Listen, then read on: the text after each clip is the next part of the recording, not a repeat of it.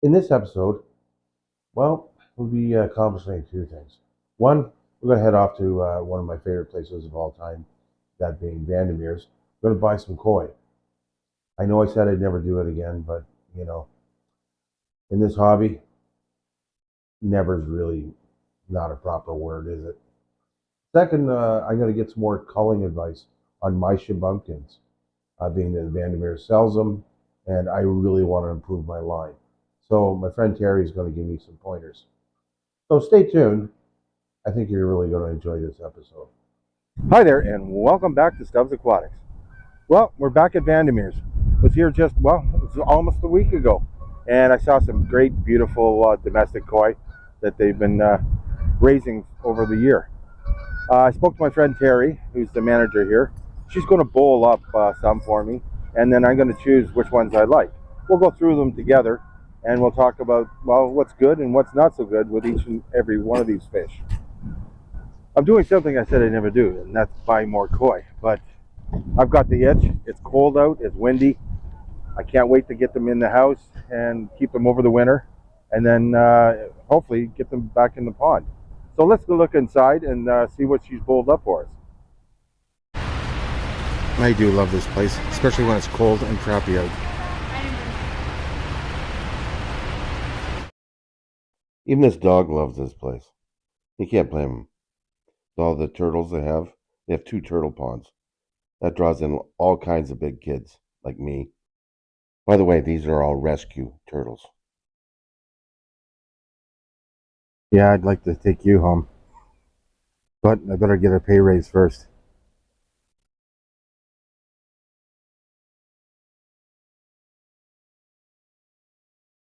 The size of that shagoi. I love that show though.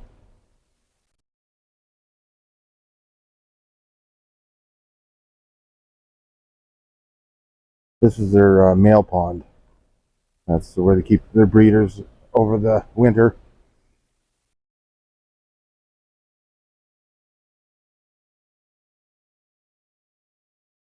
There's just 2 beautiful showa in here, if not 3.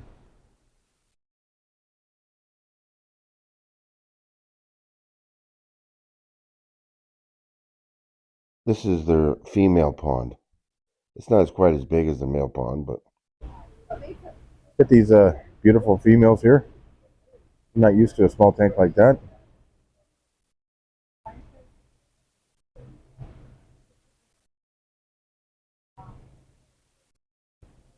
What do you think of that, Utsuri?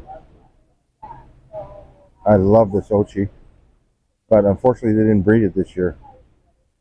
I would have loved to have got some of her offspring. She was bred with actually a Kohaku as in her bloodline. So half her spawn come up as Kohaku, believe it or not. I'm off looking at koi, and I look over to my right, and I see my daughter and Terry talking koi. What a proud moment. I just had to get it on film. It's like they've been talking about koi all their lives. Yeah. It was just cool to see. They have lots of mid-sized domestics, and of course, some Japanese left. Actually, there's some surprisingly nice-looking Kohaku left, but I'm not here for Japanese. I really can't believe I'm going to buy koi again. This is after I promised myself I'd never buy any more, but I want to add color to the pond.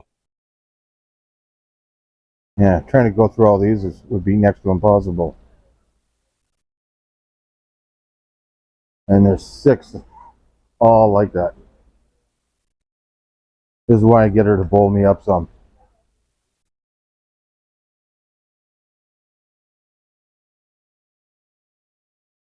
I so need some color in my pond. No, it's beautiful. I was actually surprised that's a hariwake, not a kohaku. Lots of good yamabuki, but I didn't want any. Lots of pretty butterflies. But we don't like butterflies. I know you don't like butterflies.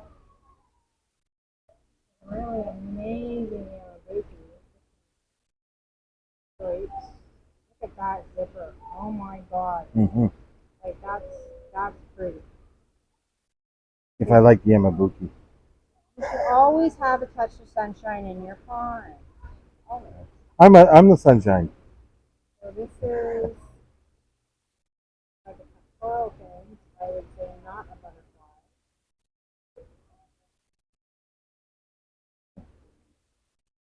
I wonder if that bee's gonna come out or disappear. Oh, what's too young to tell? Yeah.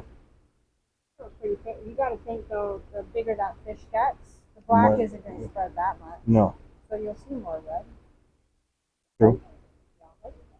Well, narrowed it down to about 15 fish or so. Terry speaks, well, she speaks university koi. I, on the other hand, speak, well, junior K to early grade school koi. I really like how she can put it in simple terms that I can understand. Even though I've kept koi for a lot of years, I've kept basically traditional and didn't really educate myself on other names of all the varieties of koi, nor all the patterning. Early on, I didn't think it was very important, but now I can see the importance of learning. That's a song. Oh, Tancho Sanke? Yeah. Let me see the fins. Dorsals, or not the back. It's Sorry for the glare. There was a really nice Becco in there, but unfortunately I got enough white and black in my pond. I needed some color, and these ones, they'll provide me some. What are we looking at here, Terry? So in here I've got a mix from the two different females that we spawned. So we have some from our butterfly koi that don't have the true butterfly finnage per se. And then we have our Kikusui spawn, which involved predominantly Showa or Itsuri, one of which was Ginrin. There was a Kohaku Deutz male butterfly in that lot. So some of them would be butterfly as well. But yeah, so it's kind of, you know, a menagerie. But we've taken out virtually all the butterfly out of this, so I don't have to worry about it. All but one. All but one. So yeah, I mean, where is he? Where'd that one go? Oh, here he is right there. Come here, buddy. And goodbye. So, yeah, I know you like a lot of black. So that's kind of where the picks came from. Other than just a few that I threw in here to show you something different than what you're used to. There's a direct end in there. You keep saying you really want color in your pond. But I keep going for Showa. And that end up being Itsuri.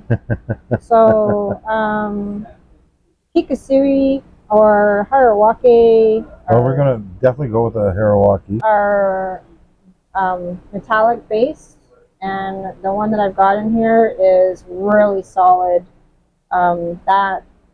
That orange is gonna brighten up just like its mama's.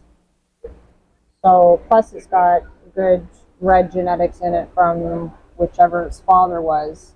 It's Deutsch, so I'm assuming that was the butterfly male. Okay. But that doesn't mean it was, you know, because you don't know their genetics, right? 100%. I didn't breed the parent stock. But she's also Deutsch too, so that could be a hint. I'm thinking it was the Ginrin Showa because the Deutsch scales that it has on it are Ginrin flat, like they're diamond cut. Yep. So I'm like, okay, well, I kind of think I know whose daddy was on that fish. And he's got a beautiful body shape. So that's the shape that I'm looking at from this angle right now is daddy's body shape with mama's coloring. So nice fish. Well, let's see if we can get it down to 4 or 5 and then go from there. I'm thinking of Sankei with lots of strong red or he in it. I don't know where this one's going. The smaller? Or what do you think? This one? No, this little guy here. I meant showstopper, like it's not going to win any prizes. Well, either am I. So there's this little guy here. There's that one. A little bit more breaking in the patterning. Yep. And then where's the one that you had, like that you were looking at? Yeah. I think you should just take them both and see what happens. Better check to see how much is on this gift card, huh? I want it to have either like Kuchibeni and then a white nose and then have the red start. Yep. I really want that for me personally. I like that definition. Start with the white. Yeah. So the only other one I have to decide on is that metallic. If you were to classify that, what would you call it? It's a Kinshowa. A Kinshowa? Yeah. That we have no idea where it's going to go.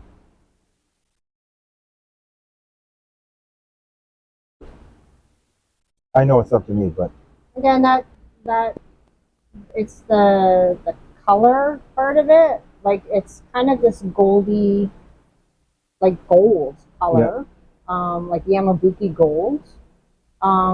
It looks really solid on the head. Yeah, it's noticing that. Which you really kind of hope that that's going to translate into the body.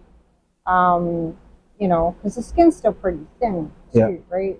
So I don't know. I'm not. It's a crapshoot.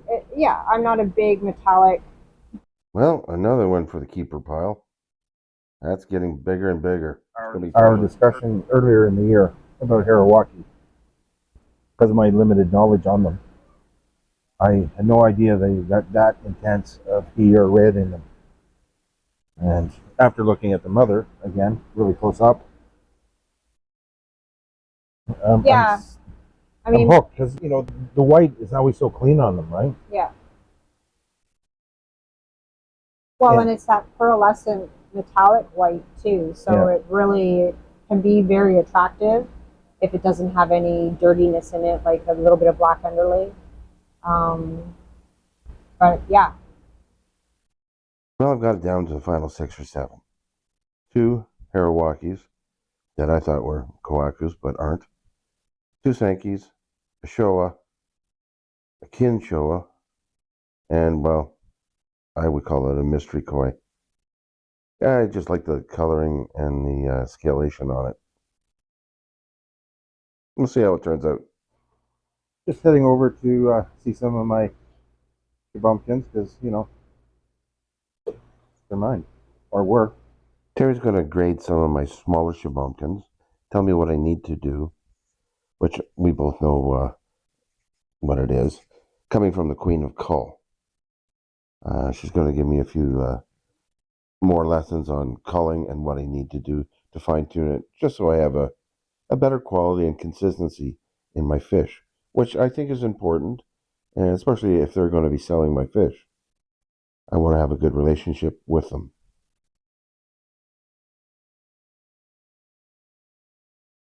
So color can also be deceptive. Like if you looked at this one, you'd think, oh, it's got a pinched head, but it actually doesn't. That's just the black giving you a deception. But same like the other one, really very well behaved fish. Really nice body conformation, right? If you look at the side of the fish, like that's a goldfish body, right? And you can see the vent fins are nice, the anal fins are nice, the tail fin is a really good shape. The tail tube is nice and thick, so it's going to be a nice strong fish, you know. The blue is there, and the head for me is like pretty good. Like on the side, it's not bad. I think that's a pretty good head, right? So you know, I mean, that would be your ideal body shape that you would be looking at in your shubunkin, right? Sometimes it's nice to hold some of those fish back so that you can kind of see them. Another one. I just wish I had the room, right? Yeah. Which I don't. You know, I like the body shape and the head. Yep. And the blue that's coming out. I mean, the additional heat and the quality North Fin food that you're giving it obviously is helping. Yeah, you know, in comparison to something like that, which really should have been Cool. roast food, put it politely, right? Like, I mean, yeah, the finnage is huge, but it's also twisted because the tail tube's twisted. Sometimes it's hard to hear when your fish don't quite meet some expectations, but it's a valuable lesson, and I need to know these things to improve the quality. Selling well, you know, I mean, even now, because we get all winter, you know, people come in with aquariums and what have you, and if they're too small, we discourage them. Yeah. You know, like, I mean, really, they should shubunkin really minimum 50 for a couple of them, right? So out of all of the fish sales that we do here at Vandermeer Nurseries, I would say about 40% of it is goldfish sales, and a lot of them are shubunkin predominantly. And they're the nicest. well, they are. They're the most colorful and the more sought after than the other goldfish. I will say that we've had quite a few people who know that you're bringing your goldfish here come in and request to purchase your goldfish. So that's an upside for our relationship, which I think is great. I got all my fish packed up and then I brought them home. Had this tank going for weeks now. And, well, this is going to be a great spot for these to start off with. I'm going to stay in here for, well, the entire winter. They'll get divided into 2 tanks eventually. You can see why I picked that metallic kin Showa. I think it's got some real potential. This guy here, I have no idea what it's going to do, but I think he looks pretty cool. Might have to get Vince to tell me what he is, or what he might be, or she. But it'll be interesting to see how they develop over the winter. These guys eventually will go to the new IBC tanks I have outside, where they'll do a grow out before entering into the pond in the late summer. So these will definitely be quarantined for, well, 3/4 of a year, just to make sure everything's good before they enter my pond.